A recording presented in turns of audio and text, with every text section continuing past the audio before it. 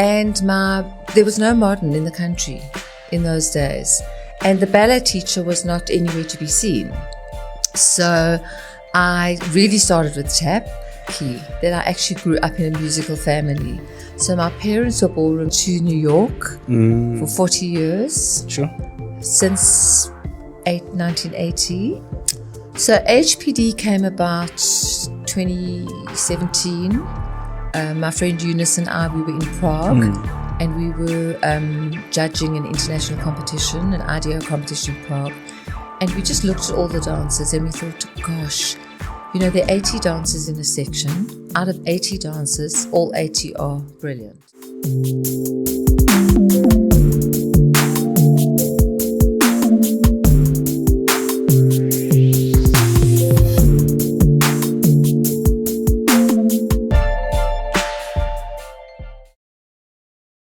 Hello, dancer. Welcome to my third episode of Free Dance Podcast.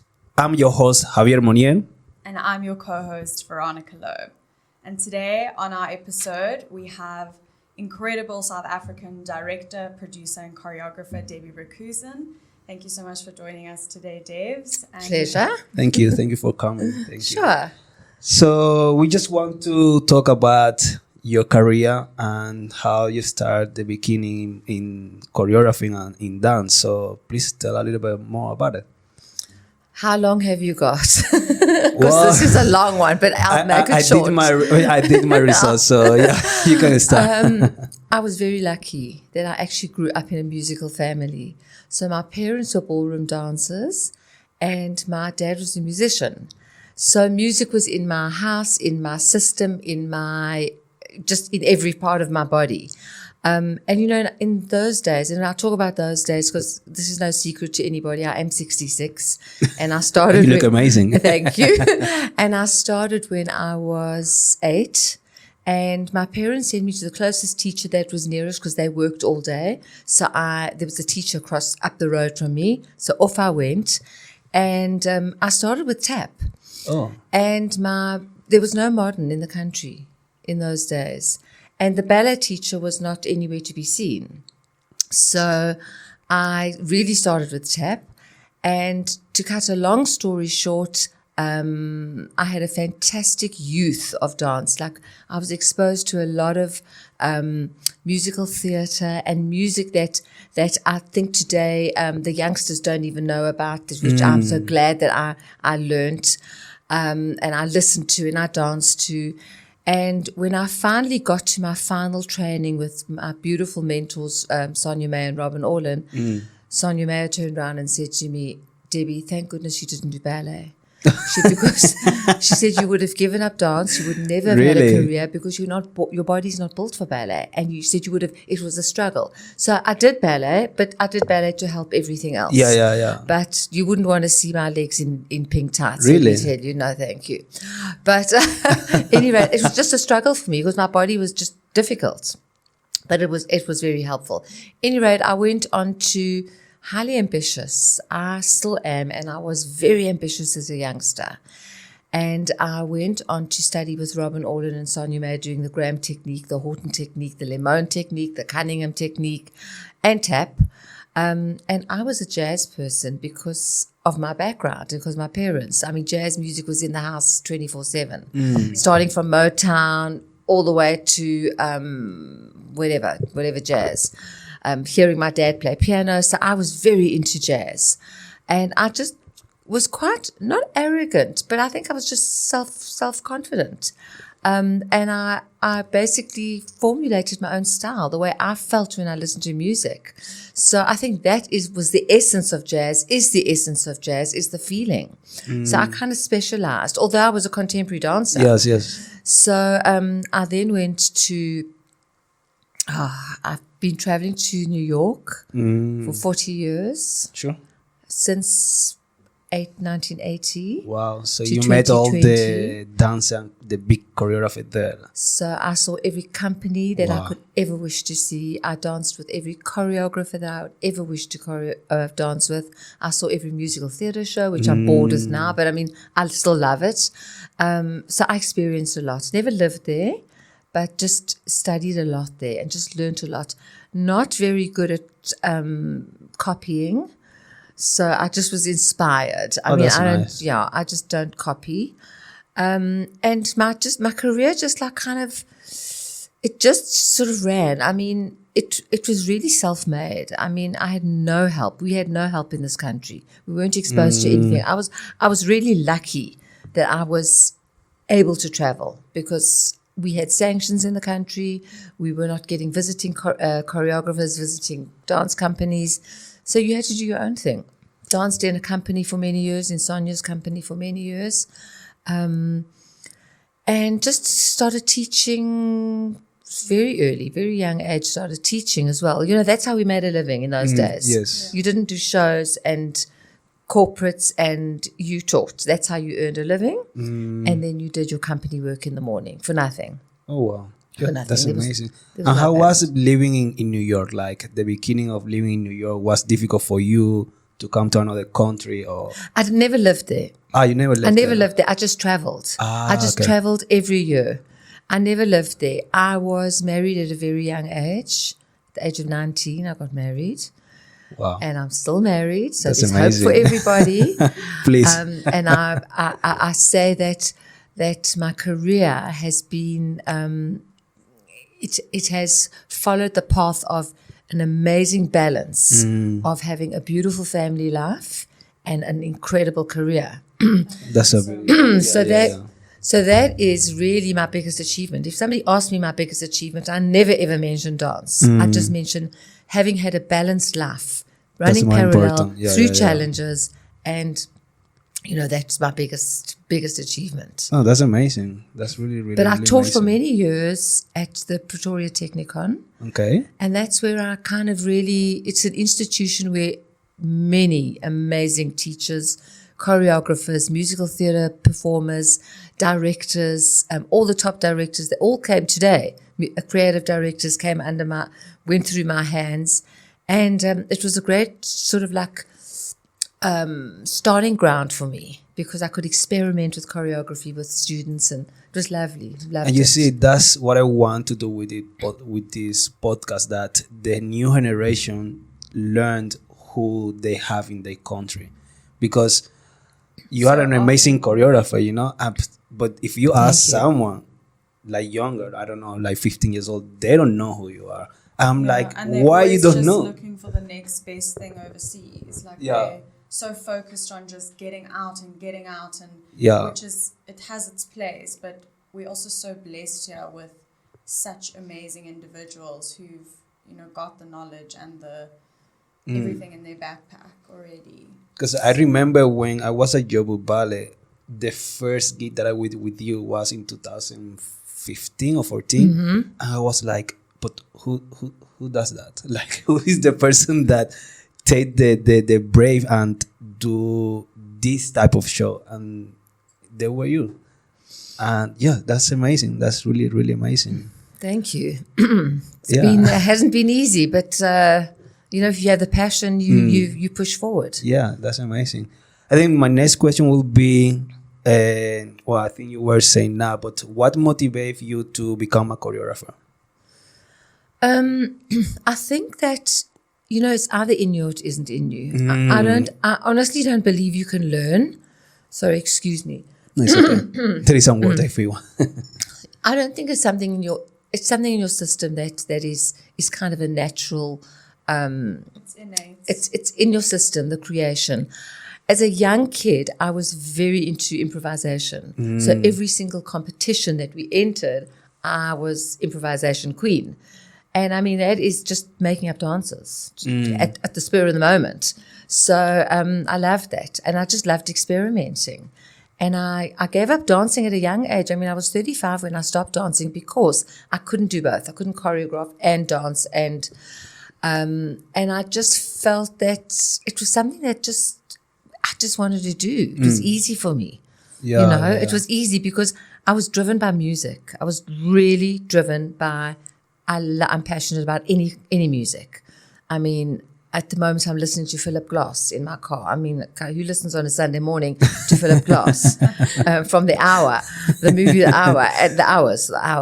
And I love all kinds of music. That just tells my body what to do. Oh wow, that's amazing. I don't listen to anybody else. I don't copy anybody. I don't follow. I do follow trends, but I'm not a trendy. I'm not trendy. Sorry, I do follow trends. But in choreography, I don't try and be something that I'm not. That's important. So I just do what the music tells me to do, whether it's trendy or it's not. That's what I'm doing. Yeah. I think it's like I have so much respect for choreographer because not everybody can do a choreography. And when they say, no, yeah, you can't do something, I'm like, no, but you have to express yourself. I'm doing that when I'm dancing. That's enough. I don't want to express how I am and give it to someone. I just want to be like, okay. But that's why I have so much respect for them because it's quite difficult to do some choreography. Definitely. I don't know if you have done any... Well, I mean, the choreography I've done has been for like littlies, but it definitely, you either have it or you don't. But you have danced some choreography. Yes, Yeah. yes. But yeah, it's difficult. It's difficult, hey? To It's actually difficult. create something that's going to get your message across using a different body. I understand what you're saying about, you can take a step and express yourself through that, but as a choreographer, you want to also send a certain message in the work that you're creating, I guess. I mean, that's why I would rather teach and be happy with them. I scream. But choreography is not my thing. But I did start as a teacher. I mean, you're also born a teacher. You don't just become a teacher. You are born a teacher. The way that you impart knowledge to whatever age group, from kids, adults, there's a specific way that is successful. And a teacher is a teacher, and I still teach while I choreograph. I mean, dancers get irritated with me because they think they know it all, but I still teach while I'm going. I love it. I'm like, yes, tell me more, Yes. more information. Exactly, info. No, that's amazing. And then I wanted to find out how your first experience was choreographing a musical. I believe you were the first IPL, It was the first IPL Tombi, The Wiz, The Boyfriend, Little Shop of Horrors, and of course African Footprint. So yeah, my very first musical was Ipi Tombi. Funny enough, which was one of our first popular African musicals in this country. And yeah, I'm not in love with musical theatre choreography. I mean, it's difficult, and I'll tell you why. It's difficult, huh? I'll tell you why it's difficult for me is because it definitely has improved. But in the early years, you didn't have a triple threat. You didn't have somebody who could sing, who could dance, who could act equally as well. So you had to compensate on choreography because they couldn't cope. They could move nicely. Beautiful singing, beautiful acting. And today it's changed because if you're not a triple threat, if you can't sing, dance, and act in musical theatre, you cannot get in. But it's difficult because it's very prescribed. Like for me, I'm a free spirit, so I love the freedom of my own music choice, my own story. I love to tell my own story, so it's very prescribed for you. And I can't say I don't like it, but it was fun. I mean, the process is long, which for me is long days, and the process is long, but it's not one of my favorite things to choreograph because I don't have dancers that are just technically unbelievably exquisite, can do anything I want them to do. But that's not musical theatre. Unless you're watching Newsies, which is a full-on dance classical, they need to be classically trained and whatever. But yeah, I mean, it's fun. It was part of my growth. Oh, that's nice. And I will do it again if I'm asked. If they ask you, but I think people know me that I'm quite serious about my dance. No, that's amazing. I was when I was doing research for your career, then I saw, oh, she does many musical, but I didn't know, because in South Africa, I haven't, well, when I came, I didn't see you in any musicals, but I think that was back in the day, no? Like, how many years ago that was? Gosh, in the before you were born, I think. Yeah. I think I did my first musical, possibly 1994. Oh, wow. Yeah, and I'll tell you what was amazing is that I did quite a few musicals at the Technikon, where I started teaching. I was 28 when I started teaching at the Technikon. I had I had 2 babies, and I was the baby teacher there.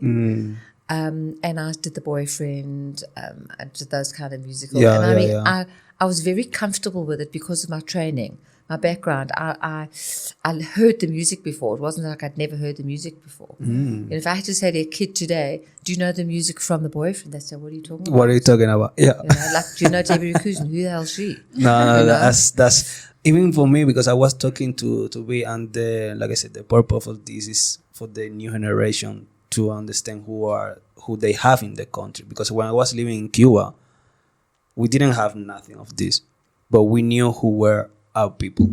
You know, we went to the theater. We were waiting in the queue to get a photo, no, like say hello, how are you? Yeah. You know, but now it feels like they just want to do competition on TikTok and Instagram, and there is no like a education about what is happening in South Africa, because South Africa has so much talent that exactly they leave, you know. South Africa doesn't give me my position, then I'm gonna go. Exactly. I think the new generation is a tricky one because they are instant, they are microwave, they want everything, they want success overnight. They don't want to listen to elders, which is like quite a thing. It's like I've grown up, just listen to the elders. They've got something to offer.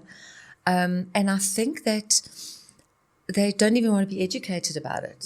They're very, very self-assertive, this is the new trend, this is the way we're moving, you know, and unfortunately they're missing out on a big chunk of history.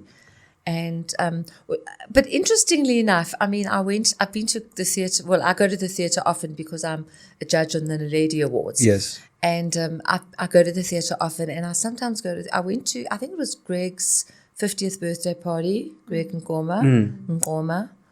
And I was overwhelmed by the amount of people that were screaming my name from corners. Really? And That's amazing. I felt a little bit, I said to David, my partner who I was with, David Block, I said, Dave, I can't introduce you to anybody because I don't really know their names. I'm sorry. So if I just don't introduce you, it's not because I'm rude. But people from corners, Debbie, and hugs, and that's amazing. And I kind of thought, who are you? And then I thought to myself, it's nice to know that way back, they were either at the Technikon when I was there, or I taught in Moving to Dance, or I taught wherever I'd been, and it was interesting to see, that. Yeah, that's amazing. But it was quite amazing, and I'm quite a quiet, shy person, so I don't like to be out. Yeah. Oh, wow. I never have said that. I don't. I'm not an opening night girl. Really? No. I like to keep to myself. I'm not a... Yeah, that wasn't on the internet. I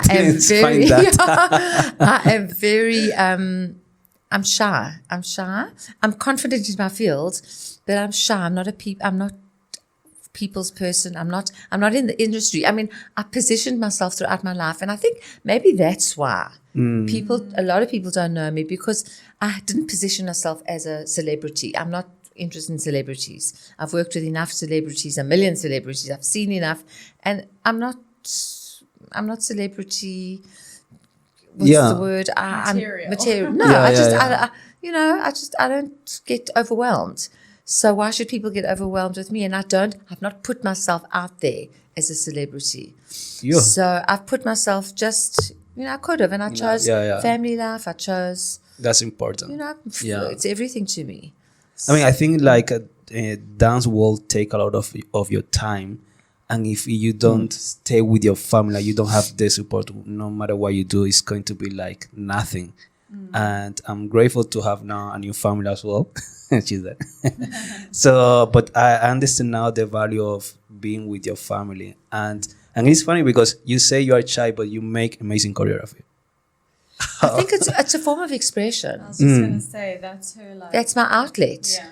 I mean, I've always said that great choreographers are eccentric.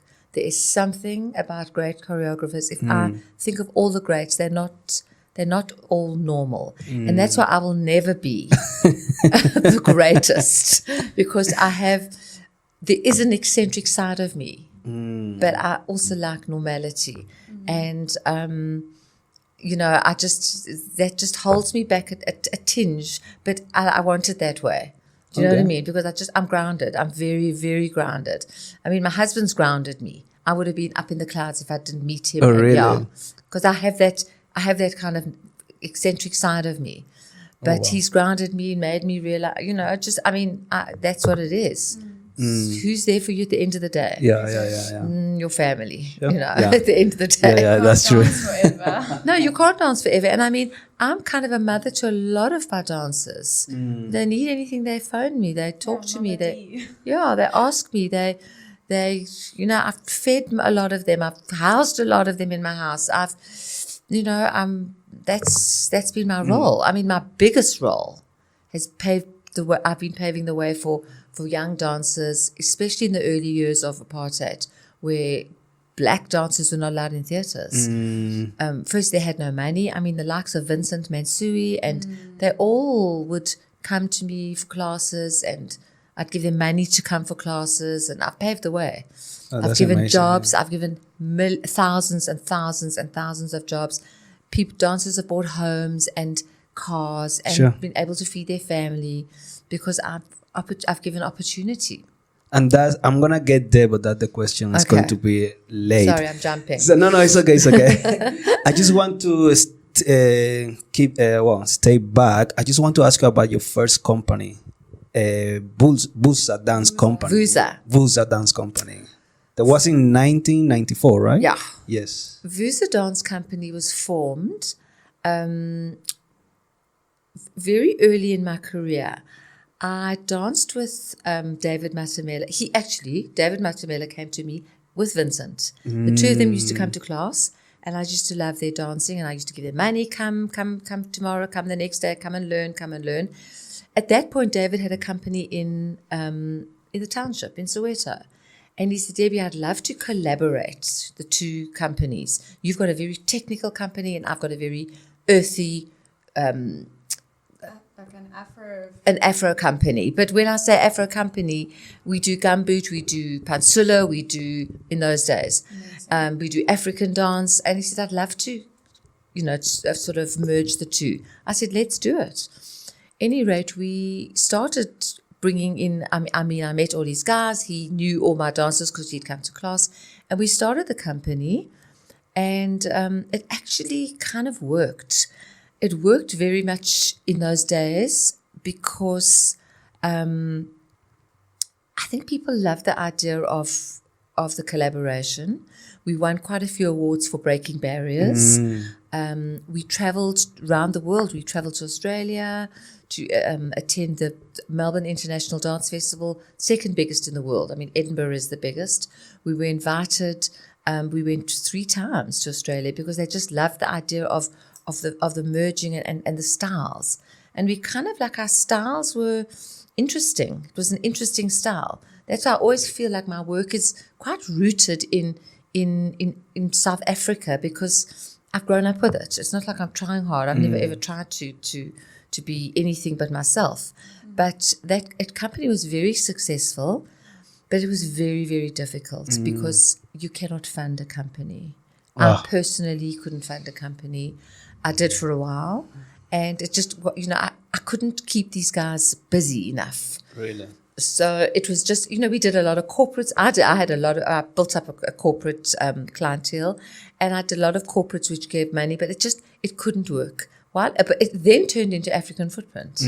So the company, thank goodness, from being Vuza, just merged into African Footprint, and that was an incredible experience for everybody because it was a full year of learning the choreography, of being taught different genres, of belonging to a gym and being paid every week. We got paid every single week. The guys had free gym contracts. They learned tap. They learned contemporary. We had ballet classes. They learned pansula and all kind of dances that we needed to. It was incredible. Oh, that's So amazing. that's how the company, Sure. They have a lot of story here. No, that's amazing because, I mean, I know what you mean about having a company and then manage to yourself, like you don't have any funding because in Spain, my dad has a company and it's a nightmare. Now I understand when he sits all the night and try to find ways of getting Keeping it money, going. and because it's quite difficult. And the thing is, like, we don't have professional dancer. We have people that likes to dance, and we give them some course, and they come to us, and that's it. And then at the end of that course is 7 months, we make a ballet. But that's difficult. That's Very difficult hard. because you need to find the theater, you need to find cameras, all the thing, and costume. My dad is the only one that buy costume for the company. There is no one that will say, okay, let me give you something, boom, costume, nothing. And nobody wants to work for no money. Yeah. Because you can't live. Yeah. You cannot live today without earning a decent living. You No. cannot. That's really, Sorry. it's okay. Reaching just to get a tissue. I just want to talk about your school, no? School, the HPDE. So what is about, what do you offer to the new generation about it? So HPD came about 2017. My friend Eunice and I, we were in Prague and we were judging an international competition, an IDO competition in Prague. And we just looked at all the dancers and we thought, gosh, there are 80 dancers in a section. Out of 80 dancers, all 80 are brilliant. How do we distinguish who's going to win? Obviously, you find it, the winner, the best person. And I said, how come they're all so good? What is it? And we chatted and said, you know what? It's exposure. It's education. It's exposure. It's dancing different styles, different genres. It's doing as much as you can. So we decided when we came back that we were going to start the school.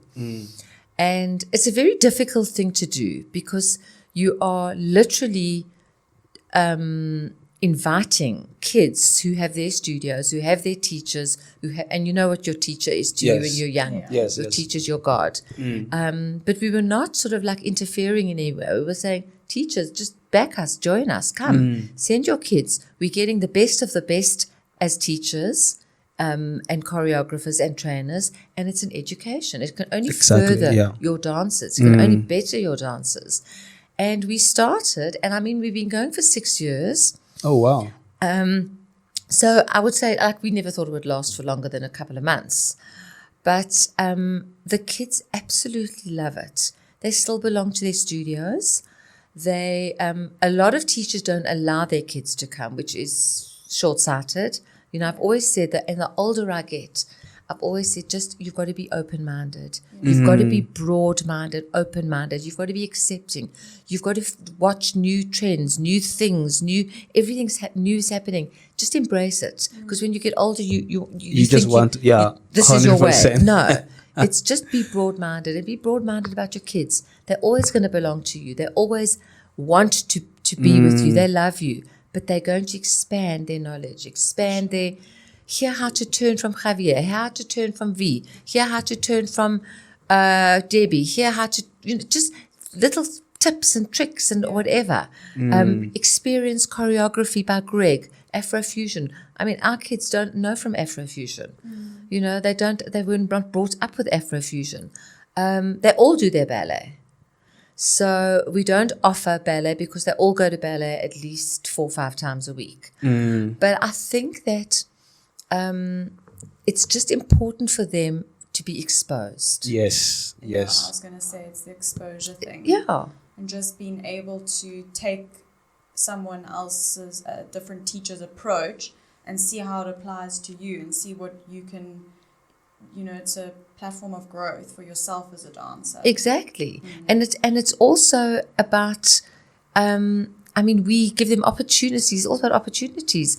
We bridge the gap. It's like kind of a bridging gap that you come from your little studio and your teacher's like, I love you, hello, my darling, kissy, huggy. They walk into HPD and it's now, let's go. It's the professional world. Yeah, and it's almost like everyone's on the same Yeah, platform. and it's bridging that gap so that when you move into the industry, if you ever do, you know how to do it. You're not coming from a studio where you've been mollycoddled. And I'm saying we need those studios because, I'm not saying that I've done my groundwork. I've taught kids. It's not that I'd want kids, good kids from every other studio. I know what it's like to take kid from grassroots level all the way up. Yeah. I know. I think that's really important because, I don't know, when you have different type of teacher and they come to you and they give you that knowledge, then you can become a better person, better dancer, and better in everything.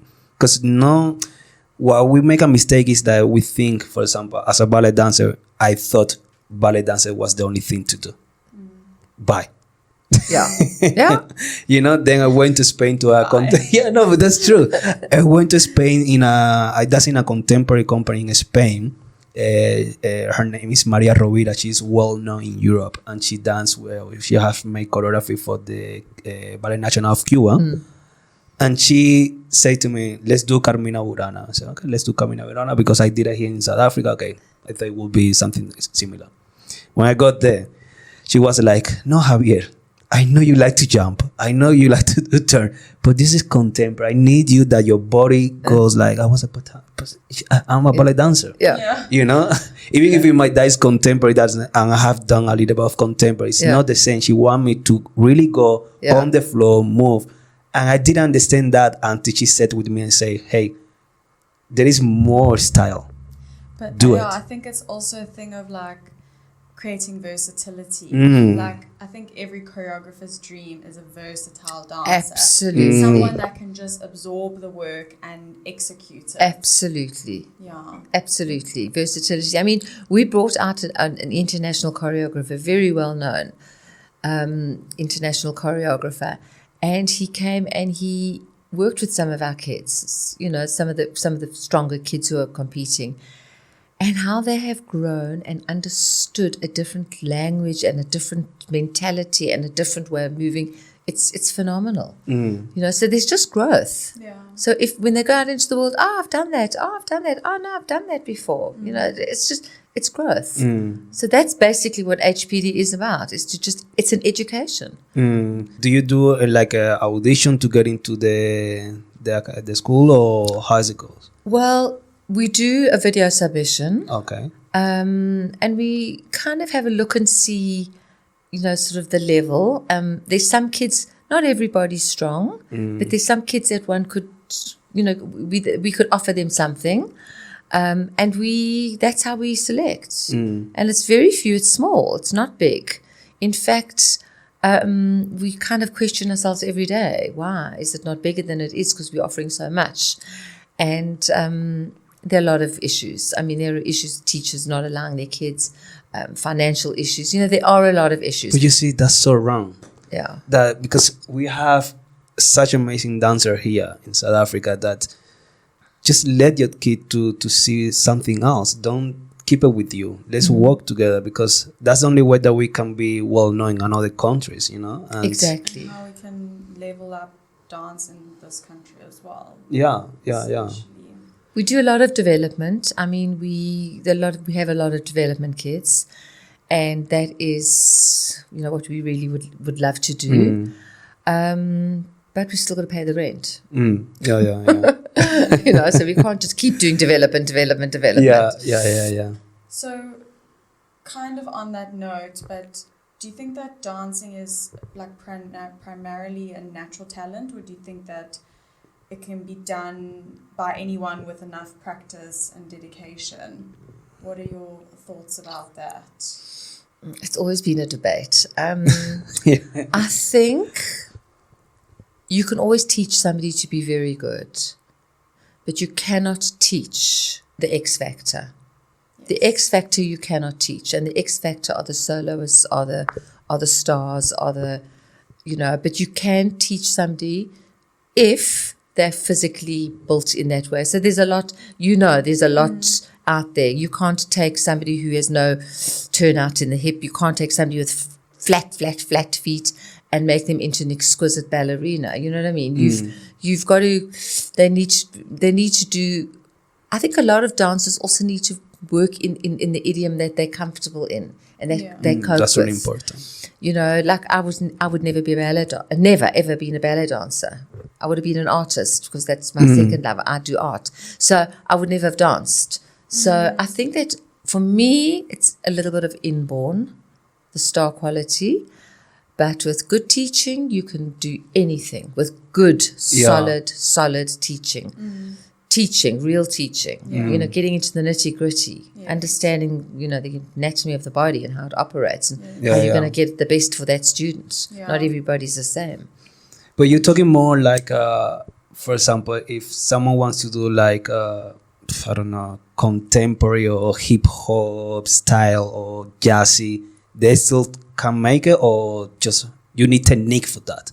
There's a technique for every dance form. Yeah, I mean, hip-hop dancers don't do well with ballet. They do well with contemporary because they have like different intention, but they don't have the technique. But there's a hip-hop technique, a serious hip-hop technique that is strong. And I mean, it's just for example, something like hip hop. You've got to live the life. You've got to live the culture to actually get into it. Otherwise, it's pretentious. Ballet, you've got to live the life. All dance forms, you've got to really live that, be authentic, be honest about it. It's nice to be versatile. If you become a corporate dancer, you can do anything. Yes. But to be authentic, you've got to have lived in that. You need to have your, No, I think because, for example, in Spain, salsa. Salsa, everybody can do it. But we have that debate with my dad all day. He get upset sometimes because I teach Veronica salsa for like 3 days, 4 days, 1 month, let's say. Then she become a professional teacher after that. I'm like, yeah. No. Yeah. What do you know about it after 4 days? Yeah. I'm telling you. There's people who spend years honing your craft. And that's why I want to ask the question that if to become a dancer, you need to have really talented move or be talent or just whatever is in the street can dance, because that's what is happening already in Spain. I teach you salsa for like 2 months. Then you have like 7 competition.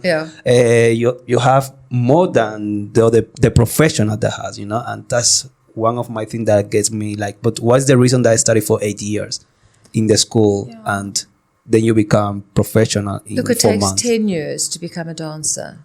10 years to become a dancer, nothing less. Thank you. Nothing less than 10 years. And to become a choreographer, you need life experience. I don't believe that you might show talent as a youngster, to be a choreographer, but it takes life experience, because what do you choreograph about? You choreograph about life's experience. What experience have you had when you're 17, 18 years old? Do you know what I mean? You haven't had life experience. That's the thing. That's why I'm saying like choreographer need to like learn and live, because it's not easy to. And it's nothing you can rush and borrow and steal. Please say it again. No, you can't rush it or steal it or borrow it because or copy it. You've got your life. You've got to live your life. That's experience. It's the 100%. years. We've earned all these. We've earned it. I'm proud of them. And you must be, for sure, 100%. The lives. Debbie, I just want to go to another question that I think this one is, for me, it's really important that everybody understand and have that knowledge, because as a dancer, sometimes parents come to me and say, I don't want my kid to be in the dance world anymore because they don't pay enough, and you don't get enough living of that. What do you think about that? What do you think that South African needs? Well, South African, no, everybody, professional dancer need more, like, how do you say, like, To be compensated for the work. yeah. Financial Yeah. remuneration. Listen, you spend 10 years studying to become a doctor and you earn an amazing living. Yeah. You spend 10 years studying to become a dancer. Why don't you earn an amazing living? Thank you. So I just kind of, look, I'm not sure about other countries. I think dance is a struggle everywhere you are. I think it's a struggle. Certain countries believe in culture being part of their country. I mean, if you don't have a culture, if you don't have a culture of dance in your country and of art in your country, you're just not a decent country. It thrives on culture. So, but we don't have a country that actually supports the arts. No, they don't believe that it's important. So unfortunately, it's got to be done by private sector or very little money. And it's a big problem. I would say, and that's why a lot of dancers and a lot of professional and I'd say serious theatre dancers shift off into the corporate market because at least they can earn a fair living. But also the economic climate for corporate work is not amazing at the moment. Oh, really? And it hasn't I been. thought it was better. At the moment, it's not amazing. It's not amazing. And there were times when, okay, look, my time is also moving on, but there was a time when I was doing 3 shows a day. I was rehearsing the morning for one show, the afternoon for another show, evening for another show. So there was 3 shows happening at the same time, and it just was continuous. But companies are not, the economical climate is where it is at the moment, and companies are not spending money. And the first thing that gets cut is dance. So, and there are very few dancers that remain in the country because they've all now decided to go on ships to earn a living because it's a 6 months or 8 months contract, or they've decided to move into other fields. I think COVID was a big teacher. It was a big lesson for everybody. Yeah, 100%. That you can't put all your eggs in one basket.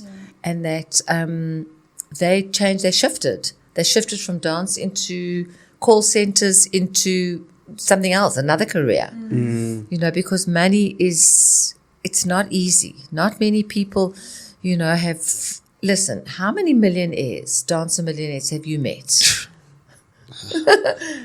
None. None. I don't think so. Exactly. Maybe I'll be the first. With the podcast, yeah.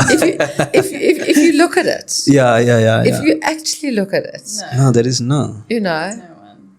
Yeah, but that's really bad because I mean, like, it's like I say, go back. You spent 8 years studying, 10 to become a professional, and then you're still struggling with salary. and yet in my early days of travel, I would speak to a lot of people, and when I was in New York, I spoke to a gentleman, a dancer, and I think it was at the Ailey School, if I remember correctly, and he finished his class and he finished whatever his rehearsal, got dressed, took his talk bag, and off he was going. Said, "Where are you off to?" Off to fetch his kids. And he ran an incredible. I said, "Tell me about your life." He said, "I'm a father. I'm a husband. This is my job." And I said, "And it's enough money?" He said, "Sure." So Sure. that was a shock to me, you know. Wow. I think it's also relative, you know, especially, well, in this country, you know, how you want and choose to live your life. Obviously, you're going to want to earn more or More, less. yeah, But yeah. There are ways to make it and make it enough. But I think it's quite hectic because it comes down to us loving it so much and being on stage and, you know, meeting new people, rehearsing and getting the exposure and getting up on stage. And then, like, you know, the adrenaline's going, and then you come off and you're like, that was amazing. Yeah. But, Yeah, you know, you can't survive. yeah, like. But you know difficult. that South Africans don't want to do extra work. I don't know any dancer in the world who doesn't wait on tables. I don't say wait on tables, but the dancers all in the States, all wait on tables, find something else. In Spain, I do Exactly. work in Do a you know bar, what I mean? and I really enjoy it. Exactly. Of course, you earn your extra Yeah. sidekick. And I mean, that's how dancers, I think for years have survived Yeah. by doing something else. But do you think that we have to change that, or the government or whoever is in charge of paying the dancer? Because I feel like, yeah, it's fine to work in something else, but why do I have to do that when I'm giving everything in my dancing, you know? So how can we change that mind, especially in South Africa? Because in Cuba, we have the support of the government, but it's Cuba. The salary in Cuba Cuba's is got no money, yeah. no money at all. Like Exactly. the salary for like a principal dancer, and this is called free dance, and I don't care to get in trouble. But the salary of the principal dance, I guess, is like $50, $60 A month. a month. So, yeah. Yeah, well, look, I mean, that's why companies here, you know, you can't survive because the government are not involved. How do we change it? I wish we could. How do we change the mindset of the Minister of Arts and Culture? Yeah. I don't know. That's why we've all gone into the field that we have so that we don't have to rely on the government. And you know, we've gone into private sector and corporate. And that's, you can earn a fair living. Yeah. You can earn a fair living. You can live.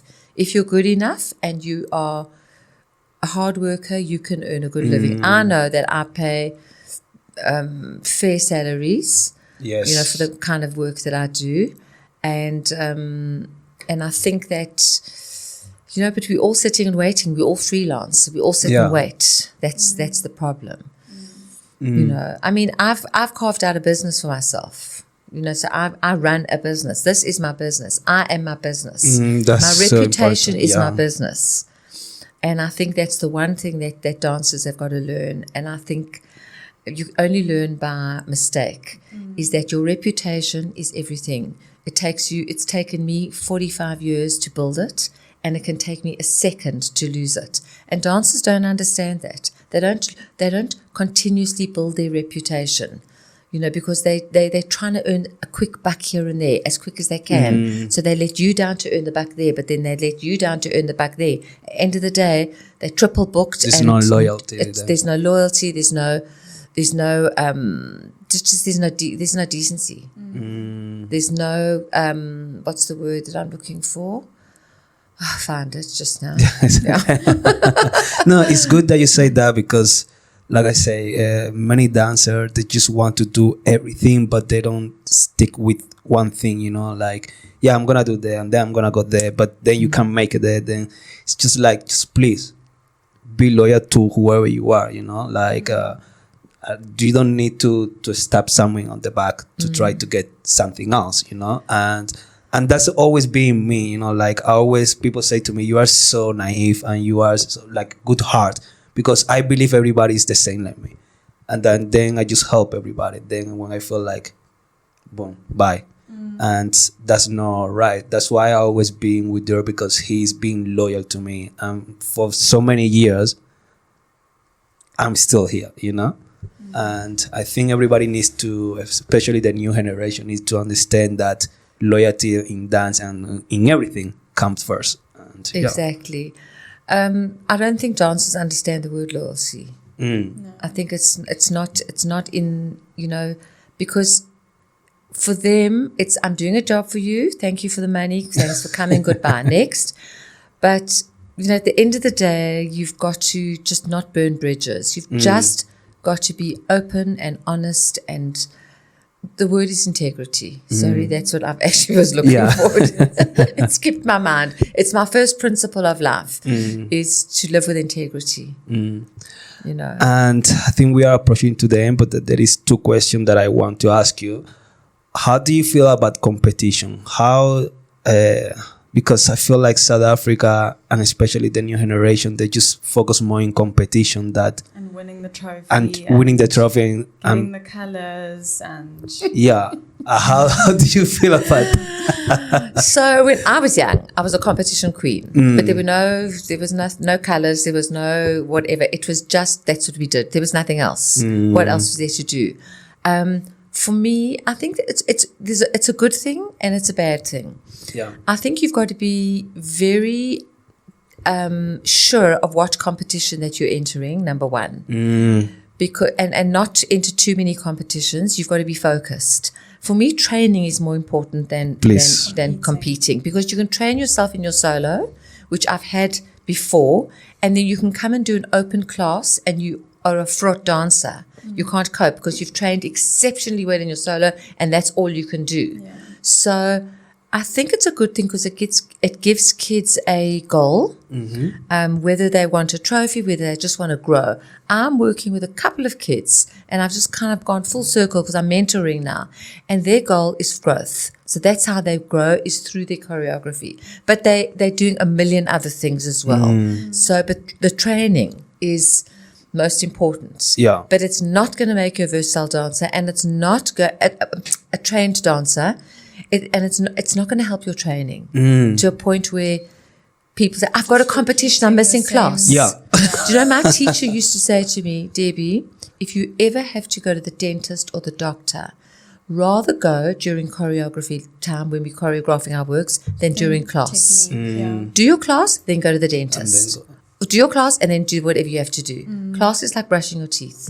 Training is, and these kids, you can't just train your solo.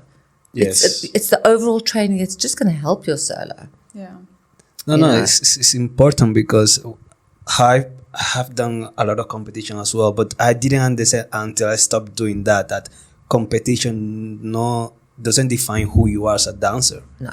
You know, because they think, okay, some competition, they give you the opportunity to go to another companies and give you contract. Yeah, but you can have dancers that they don't win the competition, but they're better than the one that won the competition. Of course, always. You know? So my focus on here is like, okay, we can do competition, but why do we have to do so many competitions during the year to get what? Like, I have kids that they have more medals than me, and they are like 10 years old. Exactly. I'm like, but you know, I have nothing against the competition, but just like, why do you have to do that competition? It will give you something. It will make you to go to another school. It will give you, I don't know, scholarship. So I think for me, it's more like, okay, let's do the one that will give me something. And then the rest of the year, I can focus on the training and then get better and better, you know? That's what I think about competition. I agree with you. I think you've got to be very, very careful of what you choose and which ones you choose and why you're doing them, and not do a million. Because it is a business. Do you know that competitions are a business around the world? It's a business. It's run like a business. So, yeah. I mean, like, I have nothing that's what against. You should start doing. Start a competition. That you'll become the first millionaire. Not the first. There are plenty millionaire competition owners. That maybe in another time I would think about it. Say, Veronica, let's do some competition. So, yeah. Yes, I think, well, I've learned a lot and I know you quite well, so that's always amazing. But I think just to close off, what is some advice that you would give our upcoming generation of dancers? Well, in today's climate, I would say that study at the same time as dance. That's the first thing I would say to everybody. It's the best years of your life. When you are studying and you can dance at the same time, once you finish school, it's the best years of your life. Once you've degreed, which, I mean, I'm a great one for education. Once you've had a good education, you can always, and it's horrible to say this, but COVID has taught us that you can always fall back on it. You've got something behind you, but study at the same time, have something else, because dance is it's short-lived. It's short-lived because of the body. It's short-lived because not everybody can take it further like me. Yeah. You know, I took dance into teaching, into choreography, it's not everybody can do that. So have something that you can fall back on, because it's very unstable, and it's unfortunately the truth. And that's the honest truth, is that you love it, you're passionate about it, but you've got to be practical about it as well. And try and do courses in between. Even if you don't want to study, just study graphic design, study stagecraft, study lighting design, study something that you can always fall back on somewhere along the line when dance comes to an end. We all felt it. I keep on going back to it. During COVID, dance came to an end. It came to an end.